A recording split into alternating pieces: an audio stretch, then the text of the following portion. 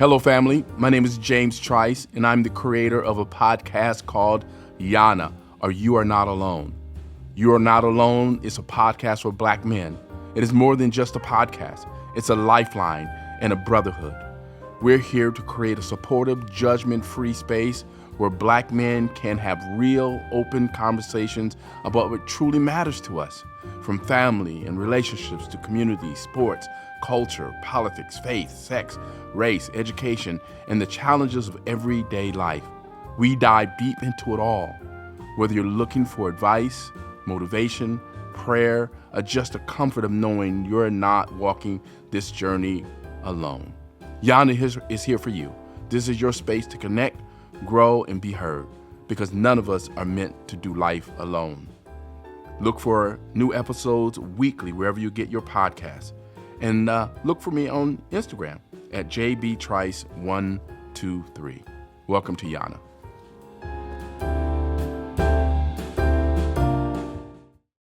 Grace and peace, everyone. Thank you so much for joining this episode of YANA. You are not alone.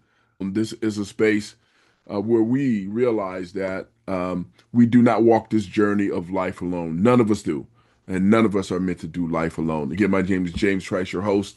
And on today's show, we have Denetrick Powers. Denetrick, thank you for coming to the show. Welcome. And so I want you to introduce yourself and tell the audience something you want them to know about you. And we'll get right into the discussion. For sure. Thank you, James, for having me. Really grateful to be having this conversation with you. Glad you invited me on the podcast. I think this space really aligns with where I'm at in life. As a black man in the world, trying to you know uh, explore, identify, and define my purpose, Hmm. my role in the world. To start, I am many things. I'm an entrepreneur. We met through, some work that we did together. So I'm an urban planner by profession, but also have some skills with commercial real estate development. Have ventured into the coffee business. So I'm opening a cafe called Kirk's Cafe, named after my late uncle, Kirk Washington Jr. I'm a brother, I'm a son, all of those things, but I'm also recently a father figure as of the last couple of years. With my nephew and kind of growing with him, learning with him about fatherhood and kind of what it means to support a black boy in the world, as they experience adolescence and try to figure it out and be their own person, which, he has told me directly, I am my own person, and I couldn't say anything about that, but to agree with it, because I also believe the same thing, I am my own person. And, I think I'm big on, relationships, and people. I've always been curious about people, my entire life. And I think that informs the work that I do today. And it all starts with, trying to learn about myself, just develop more self-awareness, understand, why I am the way that I am, why I am where I am, in the world, um, and so forth. So, Well, thank you so much for that. So, all the things you do, architecture, I'm sorry, planner, please forgive me, a mhm. planner, urban planner, the coffee shop that you're getting ready to open named after your uncle, and then taking on this fatherhood piece. That's a lot of these things, of all of these things that you do and have done. What are you most passionate about? Um, hmm. I would have to say the fatherhood piece. Um, Which I didn't think that, I didn't think that, like, I didn't never desired kids growing up, and even, Hmm. Hmm. now, like, I don't say that I, want to have kids or I'm planning for kids currently in my life. But I've had so many moments with my nephew, where I've just been where I found moments of alignment, in my purpose. And it's not always clear to me, but I think that there is a role that I'm playing in the world around, black male leadership, and reaching back, but also, kind of trailblazing a path forward, learning from, those that have come Mm, before me, but also understanding that a lot of what I'm doing, there is no blueprint for. Not a blueprint for any of us. Um, and I haven't seen it. I was raised by, a single mom. I have uncles and, male cousins, but never really grew up with a lot of them. I was surrounded by women, growing up, in my life. And this is an opportunity for me to define, what manhood looks like, what healthy manhood looks like, and, kind of be an example of that, for my nephew. For my nephews, I have three nephews. One just that I'm taking care of full time. Um, but I say that I'm most passionate about that because I think that's really where I get to like show up and shine as like my authentic self. And I'm playing a role of fatherhood, but it's really just me. It's like I'm not, like business. I love business. I love entrepreneurship. But and I'm negotiating with other people, but in this process, I'm only negotiating with me. Um, hmm Really. mm, So I think this is the thing that I'm most passionate about, and everything else, or I said this informs everything else in my life, how I approach it, just how I've grown in my leadership, with over the last 2 years of him, hmm living with me full time, I think it's a big part of my leadership now. And now I understand, the I mentioned that, I never, planned or had a desire hmm for kids, but I understand the value, that kids bring into, your life, especially your own kids that you have to, take care of hmm and, be, act selfless, at times. But also, how that it's broadened my perspective, in the world. It's broadened my ability to be able to connect with different people, especially even my teammates, or friends and, family that have kids, you know. hmm Um, so yeah, I'll say it's made me a lot more flexible as a person, it has expanded my perspective on the world and who I am. Hmm. So how did this come about? I mean, what made you decide to, and I'm assuming you are in the process or have adopted your nephew. Yeah. Now he's like your son, essentially. How did this come about, and what made you want to do this and embark on this journey of fatherhood? Yeah, so we're in the adoption process right now. It's not hasn't been Okay. finalized. Um, but it was a very intentional and well thought out decision. And so, I'm the oldest of four. I have always been like in a father figure, even to my brothers and sisters, and they have fathers who they know. But over the years, they would call and wish me happy Father's Day. And at first I didn't really Hmm. understand that. Because you But don't have children of your own, right? yeah, I don't have children of my own. And Okay. I was like, y'all ain't my kids, my brothers and sisters. So you always refer to us when they call and say Happy Father's Day to you, even though you wasn't a father. Yeah, yeah. And I think that was their way of just showing appreciation, for how I showed up, for Hmm. them. In undergrad, right before entering my sophomore year, I did take in my younger brother, my youngest brother. It's just me and him. I took him in going into my sophomore year of undergrad at the U of M.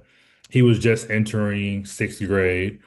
My mom had just moved to Milwaukee. Her and my sister, were figuring out their relationship. My sister, my nephew Sadari, who I'm taking care of now, He was about one at that time, or approaching one. Mm. He wasn't one yet. He was about 9 months or so, 9, 10 months. Um, I took in my younger brother, one because I've lived in Milwaukee before. I always joke and say that I think it's one of the worst places in America. I used Uh, to live there. and to be clear, like it ain't necessarily about the people that are there. Right. It's about the system. Like Mm-hmm. Milwaukee needs so much support. I've seen statistics in the past. I don't know what it is today, but I've seen statistics in the past about the state of Wisconsin and the, quality of life for Black people and, educational attainment and literacy rates. And it's just like there needs to be more intention there, just like everywhere else in America. But I felt it also. I felt it as a young person, in seventh grade there, that the school system, me as a seventh grader, being able to realize that the school system that I was going into in Milwaukee was completely different than what I was experiencing in Minnesota. Even in the inner city, like two totally different experiences, two totally different standards, for the curriculum. And I recognize that, but I just didn't like it as a kid.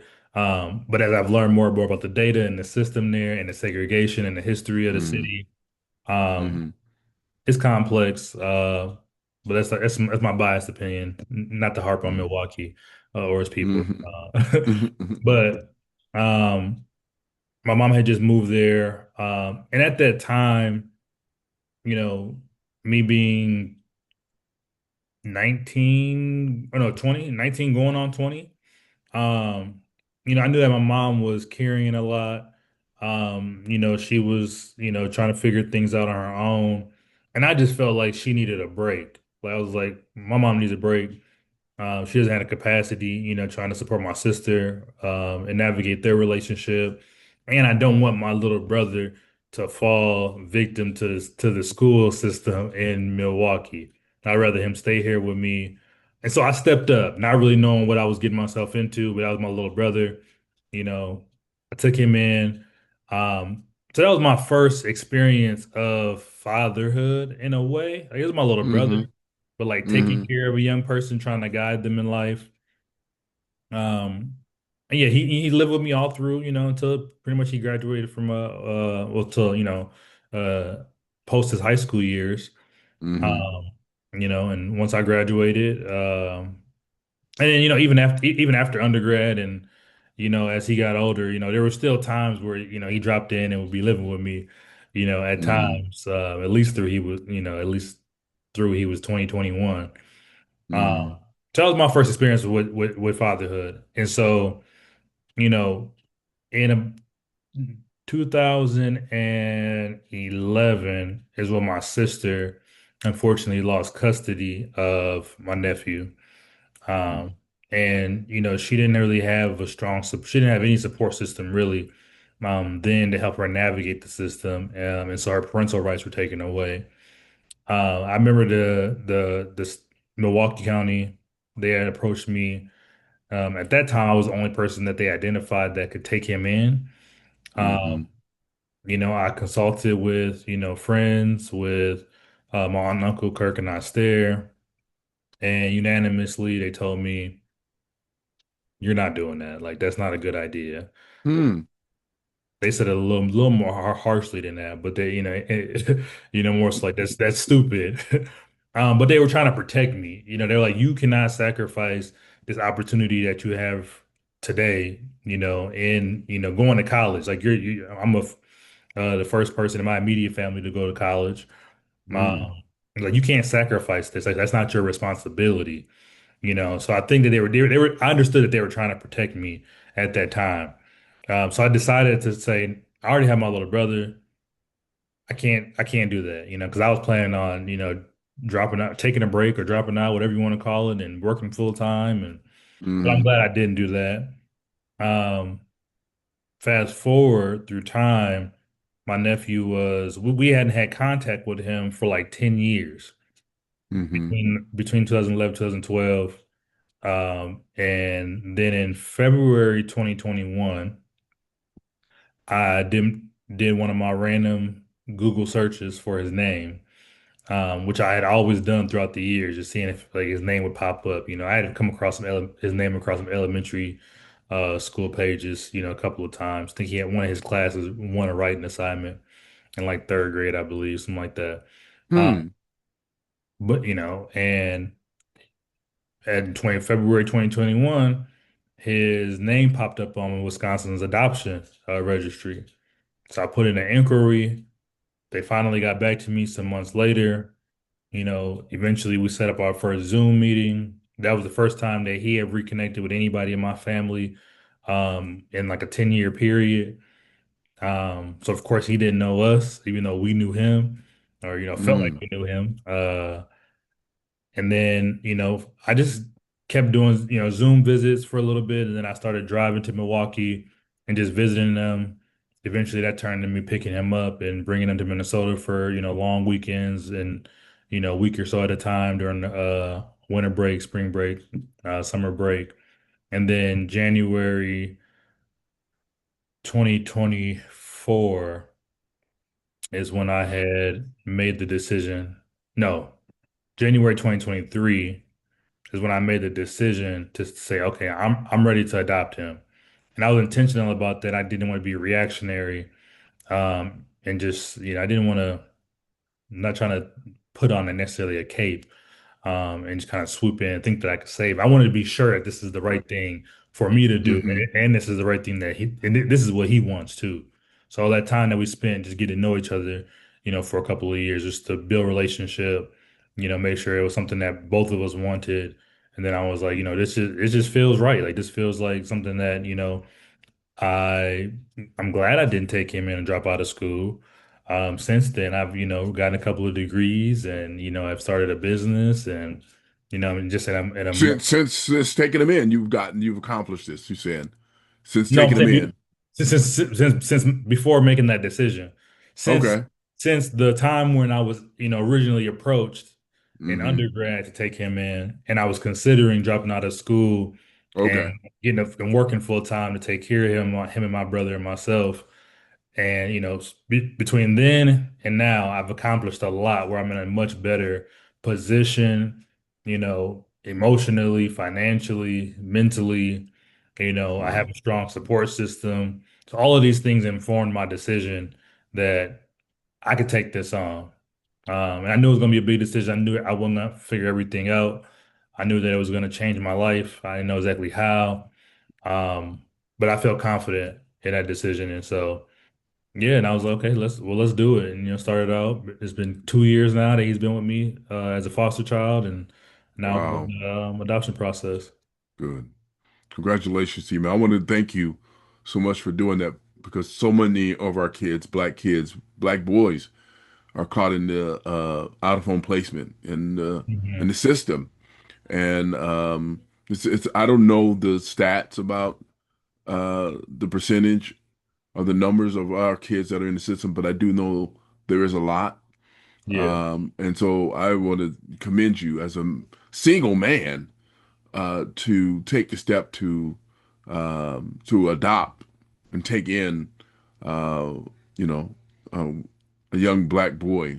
So thank you so much for doing that. Even considering going to school and doing the work you're doing and all of this, and you've accomplished a Hmm. lot.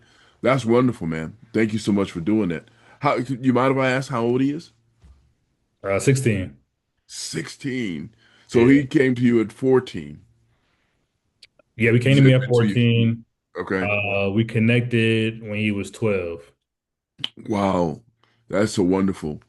What is the most rewarding thing about taking him in and being now a father? And what is the most challenging?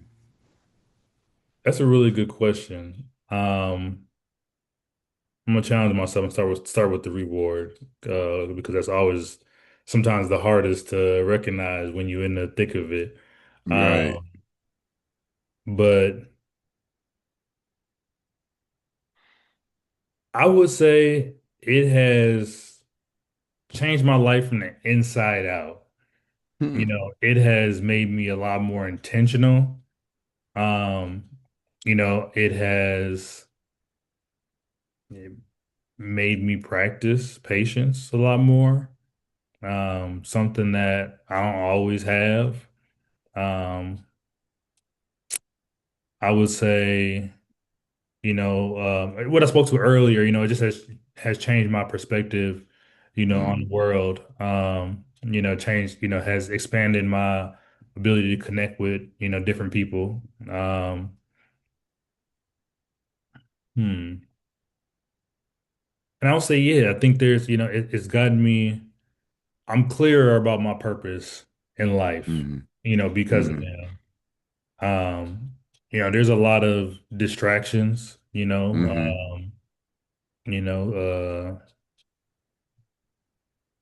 things that, a lot of, us are, distracted mhm, by, mhm, when we see it a mhm, lot with, with mhm, successful black men, it's always, the flesh or money, mhm, gambling or, just, things that cause harm in one form or another, whether it's mental, emotional, um, and not to shame anybody about those things, but it's made me just more focused mm, on what it is that I'm supposed to be focused on in this world. I want to, like I said, I want to be a good example, for him, not a perfect example, um, but I want to be intentional that I have things that I can teach him about in life. I mean, even when it comes to, dating, it's like, that was one of being somebody relatively young, that was one of the first things I'm like, oh, mhm, snaps. If I started mhm. dating, now I got a kid, now I'm like dating as like a single father. I don't know what Yeah. it's like. But that changes the dynamic, so now I got to be Mhm, intentional about who it is that I'm dating. Now I'm evaluating the women that come into my life a lot different than if I was, just single, only thinking about myself and my needs and mhm, wants or desires, mhm, mhm, but now I'm thinking about, who it is that I'm bringing around him. It has, um, yeah, I just said, yeah, it's just like from the inside out, just being a lot more intentional, about the decisions that I make. mhm, But also has given me, the perspective to just be and like not be so hard on myself. Um, it's like, how do I put it? I'm a very ambitious person. I put a lot of pressure on myself to achieve things, to do more. Um, but you can't really do that raising a child, is what I'm understanding. Like sometimes you just got to be present, with them. mhm, So it's made me more present in the world instead of just going, going, going. Um, mhm, the challenges, I mean, there's a lot of them. He's 16, and wants to do what he wants to do. He has, he has baggage like any kid would that's coming out yeah, of, that system. um, mhm, that he's unaware of, that I'm unaware of. And so, we're working through that, and over these last couple of years, it's been, like pulling rabbits and whatever else out of the hat, kind of figuring out things. It's been, yeah, I mean, I think a lot of parents probably understand teenagehood. It's like mhm, they just trying to figure it out themselves. They taking in a lot of information, so they not even really present about what's going on. You tell them one thing, it goes through, it goes through out the other ear. Um, mhm, I've had to be mindful of my own expectations and how those show up, mhm, and mhm, realize that he is not who I am. And so he's gonna need different things that I need. He's incredibly smart. But our intellect, our intelligence shows up completely different. I was very book smart, had mhm, a really strong memory as a kid. School was also my getaway, from mhm, life's troubles. He's a really great problem solver. He's really good at, I think he has a lot of emotional intelligence, potential. Mm-hmm. If he really leans into that, I think he understands Mm-hmm. people, very Mm-hmm. well. And so there's gifts that he has that aren't always, that the current system doesn't always reward or have aptitude tests for. Mm-hmm. So I've had to be like, yeah, be present with him, understand what that is, and try to find different avenues, to support him, in his education and, realizing that, school, as important as it is, not the end all be all. Um, but teaching him how to, advocate, Mm-hmm. for himself. Um, I've always been a really, really confident person, even as a Mm-hmm. kid. I Mm-hmm. think we all, even the most confident people, experience, That's moments right. of, not being confident or being, worried. Um, but as a kid, for the most part, I remember being pretty confident, being pretty, and that confidence gave me, the ability to like just try new things. Like I was always curious about things. Didn't, was willing to try anything. Didn't really beat up on myself for failing.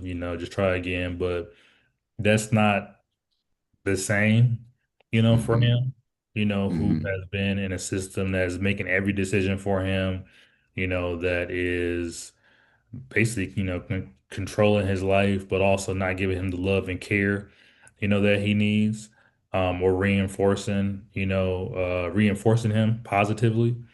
Mm-hmm. And so that shows up. Uh, and those things too are like what makes me like that's what I'm passionate about is like that part, helping him figure that out.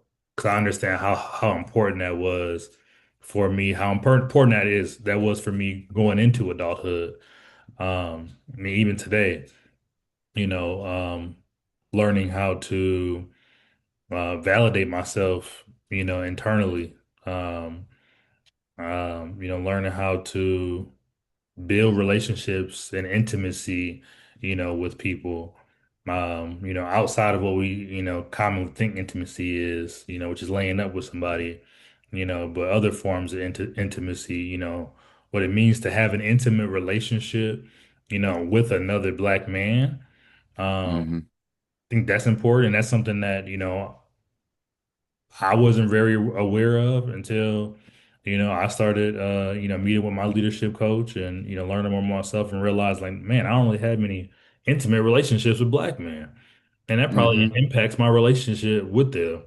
Um, Mm-hmm. and so recognize it's probably something that he's also experiencing, as well. Hmm. So yeah, while there's a lot of challenges, I would say, the challenges present a lot of opportunities, for me to learn about myself, and to grow with him. Hmm. Wow. A couple of questions, man, that come to mind as you're talking, several questions. And one of them is well, the last piece you talk about intimacy with a black man. What does that mean for black men to have intimate relationships with each other? What does that mean? Um, What does that look like to you? yeah, I think some of the basic ways it looks like is like just hugging one another. We might hug our, fathers or, family members, but like even your friends, it's like hugging your friends the same way you would hug, anybody, like really embracing, one Right. another. You grow up. I mean, I remember growing up as a young black boy, you don't want a lot of, images of that, Right. or examples of it, and you see two black men hugging for too long, people start thinking things, Yep. questioning their sexuality, but it's like, no, we can just be, we can be close physically, and it have nothing to do with our sexuality or, romance. I think that's a part of it. I think, how we talk to one another, just telling one another that, we love each other. Right. I think that's incredibly important. Me and my friends, we tell each other, that that we love one another. Yes. But I don't always witness that between other friends. I think that's changing, but I didn't witness that a lot growing up.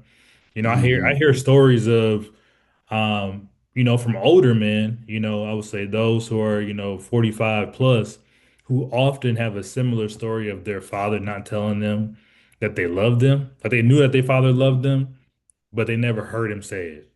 That's like Right. a very, especially like men in like their 60s. It's like a very common thing that I've witnessed Hmm. in different conversations. So I think like that's important. Um, I think intimacy is also a form of trust, like being vulnerable with one another. Um, and being able to, express your fears, your worries, the things that you are excited about, that you're proud of. Just being able to be emotionally expressive without being judged, without feeling, ashamed of doing so.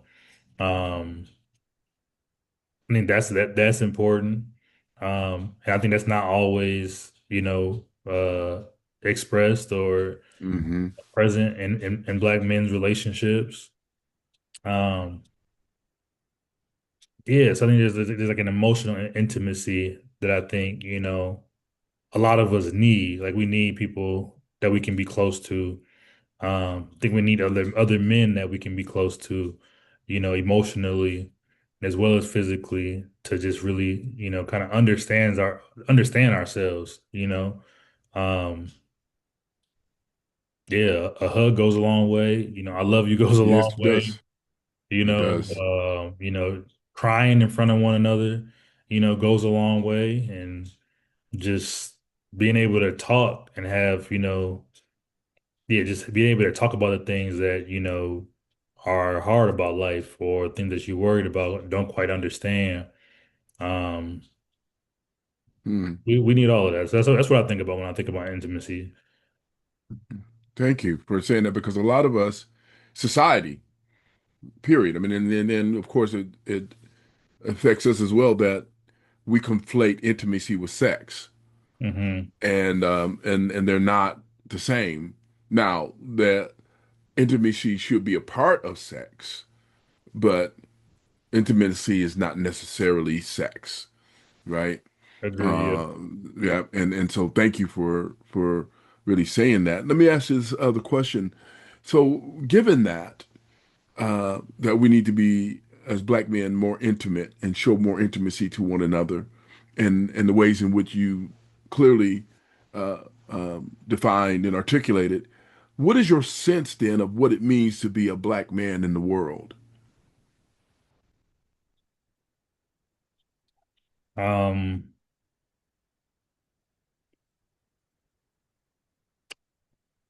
my sense of what it means to be a Black man in the world. Um, that's a really good question. I think I'll start with just like as from like childhood and like growing up, you know. I think the examples that I've seen of what it meant to be a Black man in the world meant that you had to be strong. Like you couldn't show, that you were weak in any ways, often which Mm, is, conflated with emotion. You had to, be a warrior in a sense, like not be fearful or back down from anything, protect the people, that's around you. Um, it was a very selfless perspective about being what it meant to be a Black man. Like you had to be selfless, and anytime you put yourself first, you were selfish. Um, mm, and I even experienced that, growing up, when it's like, oh no, that actually doesn't make sense. Like I disagree with that thing, or I'm gonna, that's, yeah, that like I believe that that's wrong. I'm gonna mm, make the best decision for myself and somebody else mm, in the world mm, telling you mm, that it's wrong, mm, or mm, that you're selfish. Um, and I think today, I think what it means to be a Black man in the world. There still is, it still does mean that you have to be, I was gonna say guarded, but I think many of us are guarded, mm. in the world. And I think it's Right. because, because of what we Mm, experience, like we're very aware of Mm-hmm. the racism, Mm-hmm. the micro and macro aggressions on black malehood. Just again, a lot of those same, you Mm-hmm. not showing too much emotions or, crying or,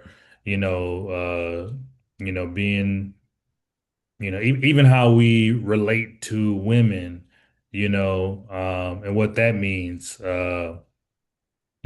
relating to women in terms of like, having the prettiest women or having, the most, women. It's kind of like we use all these things to kind of reinforce what it means to be a man, but I Mm-hmm. don't think I'm starting to not believe that's actually truly who we are. I think what it means to be a black man is to be vulnerable. Because I think through vulnerability, uh, there's lessons in vulnerability. That's how you build intimacy. That's how you build, trust. Um, I think,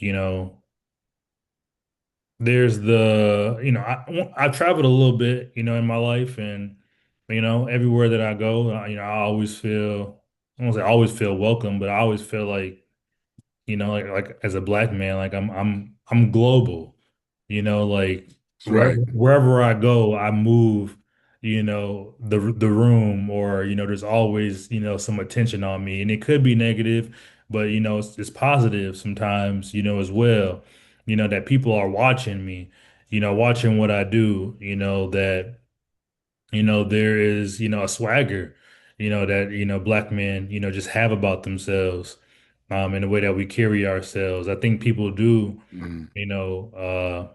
sometimes envy, but also admire, black men, when we're confident. I think, I think we change the conversation, when we're vulnerable, when we, show emotion.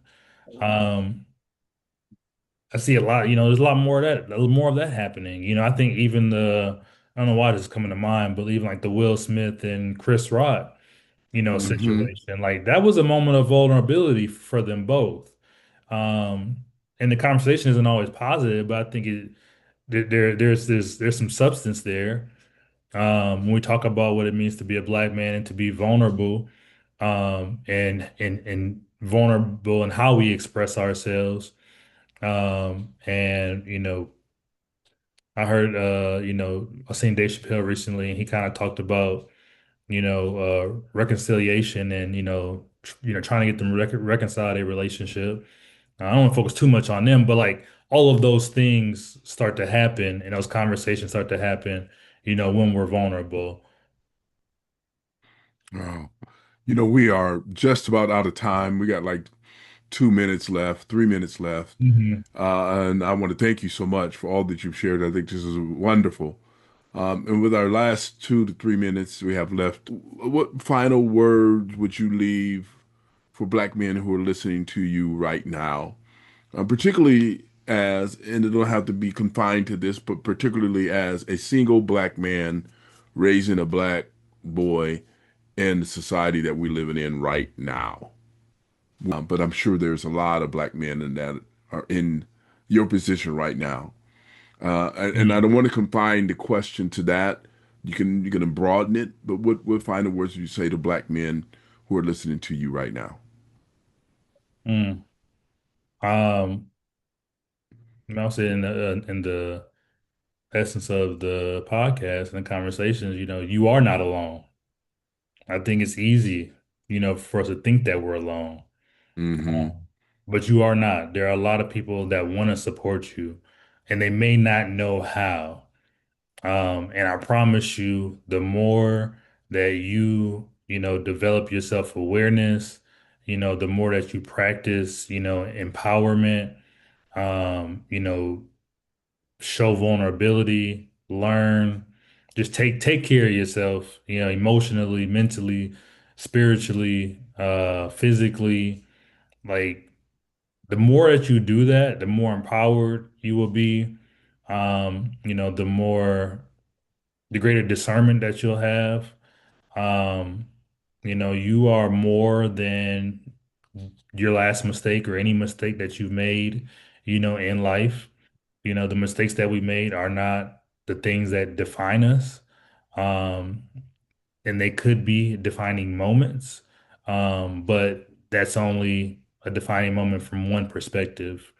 It's like we have to, um, the landscape is always changing, and we're always changing, with it. But you can't do it alone, and that was like a defining moment for me, about 6 years ago. Um, yeah, when we had launched the business, my little brother was living with me at that time, mom, sister, her kids, like I'm trying to take care of a lot, things that I care about and I'm passionate about, but and still trying to be, aware of of what my needs are. But I did come to a place where I'm like, I cannot do this alone.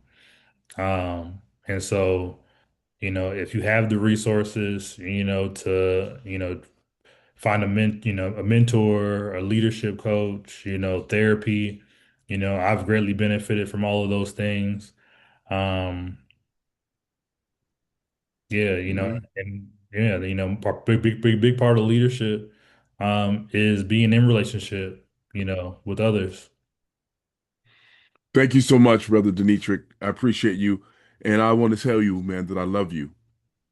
I love you All too. right. All right. All right. Thank you so much, audience, for joining this episode of Yana. You are not alone. And as Denetrick so eloquently said, you cannot do this alone. And that's what we say on this podcast. You are never meant to do life alone. So until next time, grace and peace, everyone. Yana is here for you. This is your space to connect, grow, and be heard because none of us are meant to do life alone.